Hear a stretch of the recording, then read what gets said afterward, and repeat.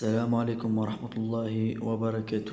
متتابعينا الكرام، الرئيس تبون اقترح مصر والتمثيل الجزائر طلبات السمح لها بتوفير احتجاجات قطع غزة من النفط مجانا وسياسي. لم يعلق تسهيلات معبر رفح لا تزال وهميات ومشروع مدينة ترفيهيات على وراء وفي مجالسات فقط. لندن خاص بالرأي اليوم. تهرب مسؤولين مصريون كبار من إجابات على استفهامات تقدمات بها حكومة جزائرية مؤخرا بخصوص دعم استفادة قطاع غزة. وذكريات مصدر مطلعات أن الرئيس الجزائري عبد المجيد تبون لا يزال احتفاظ بأمل أن يقتبل تغيير المصري عبد الفتاح السياسي مقترحات طرحها أول بفتح مجال أمام الجزائر لتمرير مساعدات نفطية حصريا لأهل قطاع غزة. وكان تبون اقترح شخصيا على السياسي أن يوافق على توفير موقع للعبور مساعدات نفطية جزائرية على النفقات خازنات الجزائرية لقطاع غزة محاصر وتضامن. اقتراح تبون أن تتكامل جائزة بتغطية كل احتياجات قطاع غزة من النفط محرقات وعلى النفقات خزينة جزائرية. لكن يبدو أن السياسي لم يتحمس للفكرة.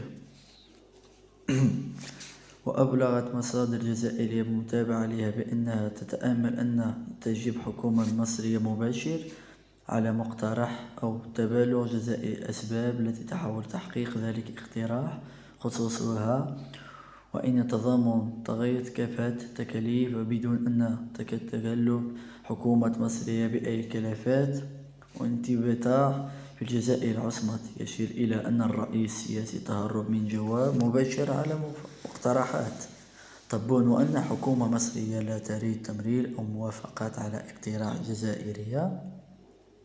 والتشير أوساط جزائرية إلى أن قصر جمهورية اهتمام بها الموضوع وأعيد ملف خاص عنه والصدارة أو من متابعته للسفارات الجزائرية في قهرات لكن بدون أي تطوير.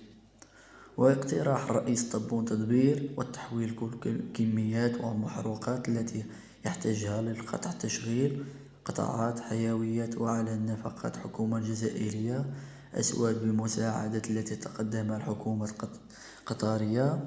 لكن في مقابلة اتجاه مصر حتى لحظات امتناع عن قول الرأي المحدود بشأن وصفات مصدر في قطاع غزة الحديث مصريين دائما وفود حكومة غزة والتمثيل فصائل عن تسهيلات جديدة على معبر رفح ومشاريع استثماريات كبيرة على الحدود ستقم بأنها مجرد أقوال لم تتحول إلى أفعال بعد.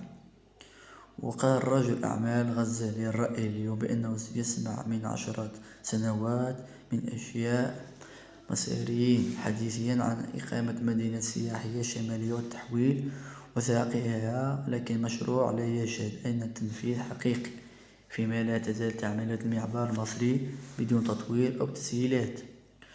وتحدث إعلام مصري عن عطاءات تمريرات وعمليات رسمية نفذ إقامة مدينة رفاهيات ضخامات على الحدود مع القطع بهدف تخفيض الضغوط على أهل القطع، لكن مشروع تحرك ورقية فقط وتم تخفيض بعض القطع الأراضية وتتم إشارة إليه لكن دون تحويل فعال إلى النطاق التنفيذي. السلام عليكم ورحمة الله وبركاته.